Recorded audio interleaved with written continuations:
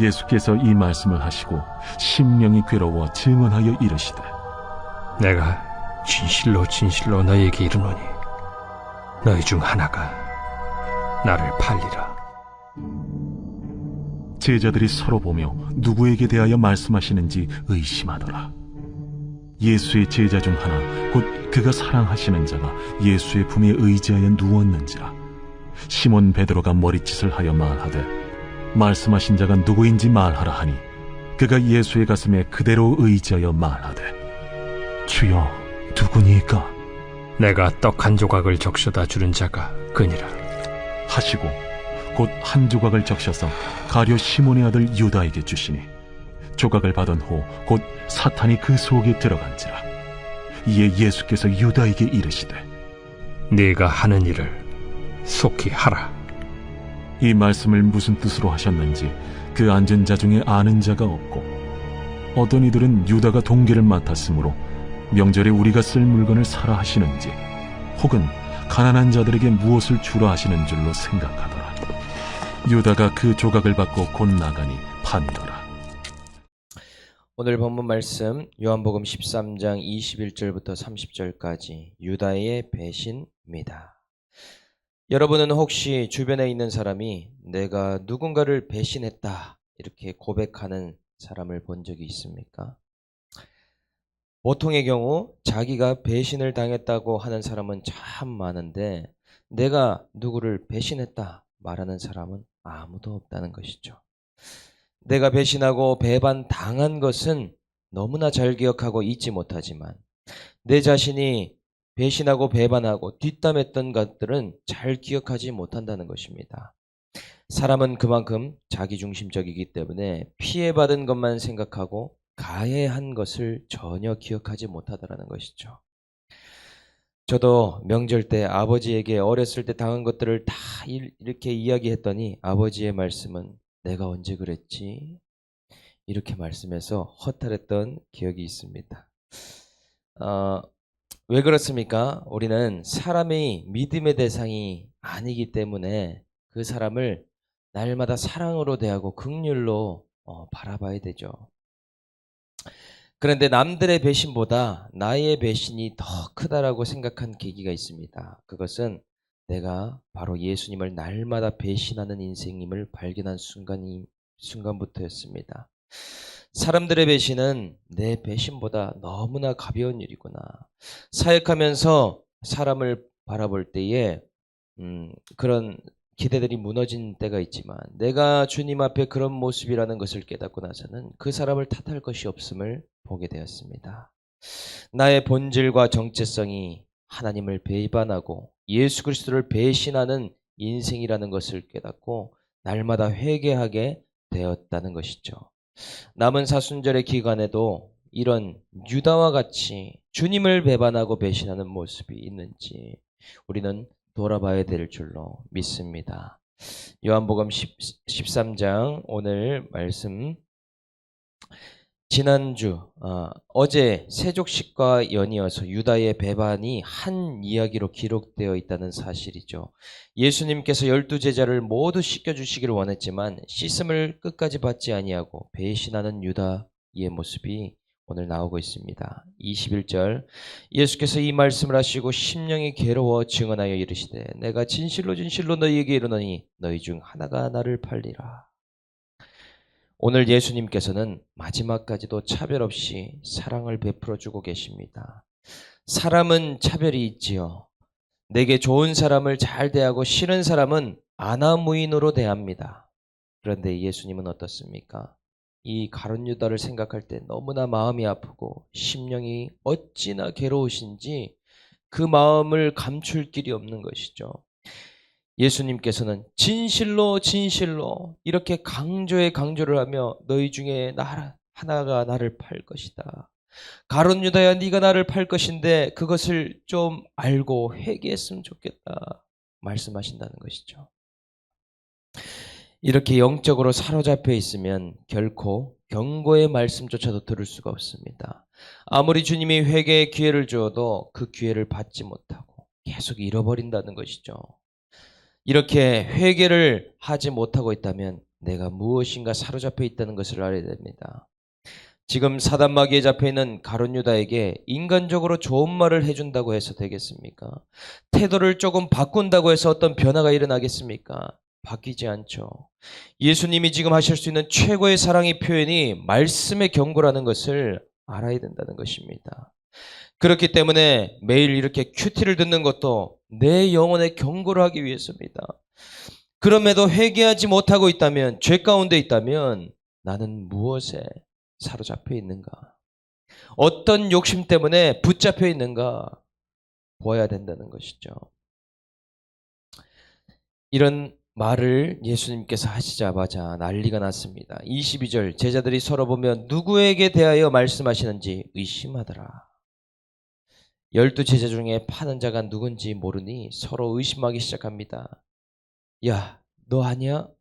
누구 말하는 거 아니야? 하면서 수근수근거리며 서로를 떠본다는 것이죠. 제자들은 내부에 적이 있을 거라고는 한 번도 생각하지 않았습니다. 예수님과 함께 3년이라는 시간을 이 12 제자가 동고동락을 해왔는데 내부에 첩자가 있다니요. 누구 한 사람이 예수를 판다니요. 너무나 놀라고 배신감이 든다는 것이죠. 그렇게 소동이 난 가운데에 예수의 품에 안겨 있는 한 사람이 있습니다. 23절에 예수의 제자 중 하나 곧 그가 사랑하시는 자가 예수의 품에 의지하여 누웠는지라. 예수의 제자 중에 예수님이 사랑하는 자 누구를 말하고 있습니까? 바로 이 요한복음을 기록한 저자 요한 자신을 말하죠. 이 요한복음을 쓰면서도 자신의 이름을 굳이 쓰지 않았습니다. 왜냐하면 그 이름을 쓸 필요가 없기 때문이죠. 요한은 예수님께 기억되면 되었던 인생이었고 예수의 품에 의지하여 안겨있는 것으로 만족하는 자였습니다. 이렇게 주님께 사랑받는 자는 세상에 자신의 이름을 알리지 않아도 됩니다. 그는 예수 품에 안긴 것으로 만족했고 예수님의 사랑을 받는 것으로 충분했기 때문이죠. 내가 자꾸 세상에 무엇인가로 그것을 얻고 만족하려 한다면 내 안에 아직 예수의 사랑이 채워지지 않았기 때문입니다. 오늘 이 제자들 가운데도 이렇게 예수님의 품에 은밀하게 안겨있는 요한과 같은 자가 있다면 또 다른 제자가 오늘 나옵니다. 5절에 시몬 베드로가 머리짓하여 마르되 말씀하신 자가 누구인지 말하라. 그가 예수의 가슴에 그대로 의지하여 마르되 주여 누구니까? 요한 말고 수제자 베드로가 등장하고 있죠. 예수님의 수제자는 3명이었습니다. 요한, 베드로, 야고보죠. 이 베드로는 또 요한과는 너무나 달랐습니다. 궁금한 것은 못 참는 스타일이 아닙니까? 그러니 이 세밀하고 섬세한 요한에게 머리짓을 하면서 눈치를 주는 것입니다. 이 예수님께서 지금 나를 팔 것이라고 말씀한 자가 누군지 요한에게 이렇게 지시를 하면서 살짝 넌지시 물어보라는 것이죠. 이렇게 예수님을 가까이 하는 자들에게는 예수님을 가까이 하는 제자들은 말씀을 듣는 것으로 그치는 것이 아니라 사소한 것, 궁금한 것부터 다 묻게 된다는 것이죠. 왜 주님께서 그런 말씀을 하실까? 왜 이런 일이 일어나야 되는 것일까? 등등 그분의 품에 안겨서 묻는 것이 믿음 생활이고 신앙 생활입니다. 그래서 날마다 예수님의 십자가를 붙잡고 기도의 자리에 나오는 것이 그분의 품에 안기는 것이라는 거죠. 날마다 말씀을 묵상하며 큐티하는 것이 그분께 물어보는 행위라는 것입니다. 예수님을 사랑하는 자에게 주님께서는 숨기지 아니하시고 말씀해 주시기 때문입니다. 그렇죠. 26절에 예수께서 대답하시되 내가 떡 한 조각을 적셔 주는 자가 크니라 하시고 곧 한 조각을 적셔서 가롯 시몬의 아들 유다에게 주시니. 예수님께서는 그 품에 안겨 있는 요한에게 넌지시 말씀해 주십니다. 나를 팔 자는 내가 떡 한 조각을 적셔 주는 자다 이렇게 말씀하신다는 거죠. 요한은 이 예수님의 대답을 기억하여서 지금 이 요한복음 13장에 그대로 기록합니다. 떡 한 조각을 적셔 주는 자 그다. 누굽니까? 가롯 시몬의 아들 유다입니다. 마치 프로파일러가 범인을 지목하듯이 마치 검사가 이 죄인을 이렇게 지목하듯이 예수님을 사랑하는 자 요한에게 베드로에게 그대로 알려주십니다. 그리고는 한 조각을 적셔서 가룟 유다에게 주시죠. 왜 예수님은 나에게 떡을 적셔서 주시는가? 가룟 유다는 여전히 생각할 기회가 있습니다. 미운 놈에게 떡 하나 더 주듯이 주님의 사랑은 변하지 않고 그 가룟 유다에게도 외면하지 않으시는 주님이십니다. 우리는 요한과 베드로처럼 주님을 사랑하고 주님을 따르는 자에게 세밀하게 다른 제자들에게도 모르는 부분까지 알려주시는 주님의 사랑도 보지만 죄인이라도 정말 끝까지 기회를 주시고 외면하지 않는 사랑 또한 있음을 알아야 합니다. 이 사랑은 다른 사랑이 아니라 같은 사랑입니다.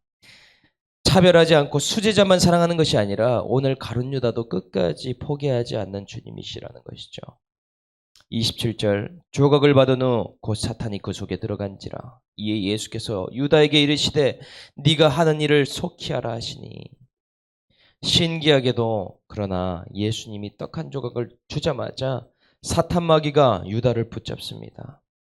이 예수를 파는 사건의 주체자는 가룟 유다 자신이 아니었습니다. 표면적으로는 가룟 유다가 예수님을 불신했기 때문에 팔아넘긴 것 같지만 그 속에서 역사하는 영이 있으니 사탄 마귀, 주체자는 이 원수 마귀였다라는 것이죠. 유다의 생각을 잠식했습니다. 마음을 점령했습니다. 예수를 파는 것까지 거리낌 없이 행동하도록 만들었다는 것이죠. 예수님께서는 가룟 유다도 바라보셨지만 그 속에 사탄을 보면서 이야기를 합니다. 네가 꾸민 일, 나를 파는 일을 속히 하라. 주님이 말씀하셨다는 겁니다. 이렇게 믿음을 버리고 배도하고 타락하는 것은 인간의 부패한 마음에 사단 마귀가 역사하기 때문임을 알아야 합니다. 예수를 믿는 순간부터 우리는 치열한 전쟁터에 들어가게 됩니다. 사단 마귀는 예수를 믿지 않는 사람을 공격하는 것이 아닙니다. 공격하는 자는 누굽니까? 거듭난 예수의 제자들, 거듭난 하나님의 자녀들, 하나님의 백성들을 끊임없이 공격하고 괴계를 지어내며 또한 이 마음에 가라리질을 뿌린다는 것이죠. 믿지 않는 자들은 자신들의 자식이기 때문에 공격하지 않습니다. 그러나 믿는 자들에게는 공격이 있기 때문에 우리의 싸움은 혈과 육의 싸움이 아니라 영적인 전쟁이라는 것을 알아야 된다는 것이죠. 오늘도 이 말씀을 듣고 우리가 기도하는 이유는 무엇입니까? 예수를 사랑하는 자, 하나님께로 난 자마다 믿음의 선한 싸움을 반드시 참전할 뿐만 아니라 주님과 동행하며 결국은 승리하게 되기 때문입니다. 저와 여러분들 주님과 동행하며 승리하게 될 줄 믿습니다. 그런데 이 말을 들어도 제자들을 해석하지 못하죠. 28절 9절 이 말씀은 무슨 뜻을 하셨는지 그 앉은 자 중에 아는 자가 없고 어떤 이들은 유다가 돈깨를 맡았으므로 명절에 우리가 쓸 물건을 사라 하시는지 혹은 가난한 자들에게 무엇을 주라 하시는 줄로 생각하더라. 예수님께서는 네가 하는 일을 곧 하라 이렇게 가룟 유다에게 하는 말을 제자들이 이해하지 못합니다. 제자들이 이해하는 것은 두 가지 의미였습니다. 한 가지는 명절에 쓸 물건을 좀 사라. 또 다른 한 가지는 가난한 자들에게 무엇을 좀 주라. 이렇게 하는 것으로 들었다는 것이죠.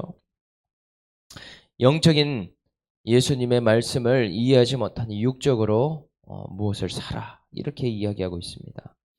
30절에 마지막 절 보면 유다가 그 조각을 받고 곧 나가니 밤이러라. 이렇게 얘기합니다. 결국 그 떡 조각을 받아들고 유다는 그 자리에서 떠나서 나가게 되죠. 그 시간은 밤이었습니다. 이 밤은 해가 진 저녁을 말하기도 하지만 세상의 빛이 되신 예수님을 저버린 가룟 유다의 상태를 말하고 있습니다. 예수와 동행하지 않은 인생은 밤 가운데 있고 어둠 가운데 있음을 나타내죠. 요한복음의 특징은 빛과 어둠을 계속해서 대조적으로 기록하고 있다는 것입니다. 예수님을 세상의 빛이라고 이야기하면서 또한 예수님이 십자가에 달릴 때를 밤으로 또 아주 캄캄한 흑암이 오는 것을 세밀하게 기록하고 있습니다. 예수와 동행하지 않고 욕심에 미혹돼서 사단마귀에 사로잡혀 생각하고 행동하는 모든 자가 바로 밤 가운데 있는 자라는 것을 알려준다라는 것입니다. 오늘 우리는 낮 가운데 거하며 말씀과 기도 가운데 예수와 동행하며 오늘 가룟 유다와 같이 내가 배신하는 인생이었다 고백하며 욕심을 가져칠 수 있는 그런 저와 여러분들 다 될 수 있기를 주님의 이름으로 축복합니다. 적용 질문 드립니다. 내가 자주 사단마귀에게 사로잡히는 욕심은 무엇입니까? 예수님의 품에 안겨서 사랑받는 것에 만족하는 인생입니까? 예수 품은 됐고 아직도 세상에서 내 이름이나 명성이나 무엇인가를 얻고 알리기를 원하는 인생입니까? 나는 언제 어떤 상황에서 예수님을 부인하고 자주 배신하고 있습니까? 나는 영적으로 낮 가운데 있는 사람입니까? 아니면 가룟 유다처럼 밤 가운데 있는 사람입니까? 함께 기도하고 마무리하겠습니다. 기도하겠습니다. 하나님 아버지, 제가 바로 하나님을 수없이 배반하고 예수 그리스도를 배신하는 자였음을 보았습니다. 그제서야 사람들의 배신과 배반에 아파하지 않고 내 죄 때문에 더 애통하게 하시는 주님을 발견했습니다. 믿는다고 했고 주님을 주로 삼는다고 했지만 결정적인 순간에 욕심을 따르고 사단에게 틈을 내어주는 이 인생을 주님 불쌍히 여겨 주시옵소서. 주님이 이 세상에서 그 무엇으로 채운들 우리의 마음에 만족이 있겠습니까? 오늘 예수의 품에 의지하여서 예수의 품에서 사랑받는 인생으로 만족하는 제가 될 수 있도록 저와 모든 우리 믿는 성도님들 될 수 있도록 은혜를 베풀어 주시옵소서. 날마다 내 이름, 내 명성, 내 영광, 내 인정을 쫓는 인생이 되지 않게 해주시고 주님의 품에 안긴 것으로 주여 자족할 수 있는 저희 모두가 되도록 인도하여 주시옵소서. 하나님, 그리하여서 주님의 사랑을 받음으로 이 땅에서 그 사랑 때문에 기뻐하며 그 사랑 때문에 내 주변의 사람들을 사랑하며 이 가룟 유다와 같이 나를 배신하는 자도 주님 차별하지 않고 사랑할 수 있는 저희 모두가 되도록 인도하여 주시옵소서. 하나님, 정말 베드로와 요한도 사랑하셨지만 가룟 유다까지도 끝까지 사랑하시고 차별하지 않는 그 사랑을 저희들이 받기를 원합니다. 하나님 아버지, 저희의 삶 가운데에 이해되지 않고 궁금하고 하나님 해석되지 않는 모든 것들을 주님의 품에 의지하여서 날마다 기도와 말씀을 통하여서 묻고 물으며 그 음성을 들을 수 있는 저희 모두가 되도록 은혜 위에 은혜를 더하여 주시옵소서. 감사를 드리며 우리를 구원하신 예수 그리스도의 이름으로 간절히 기도드립니다. 아멘.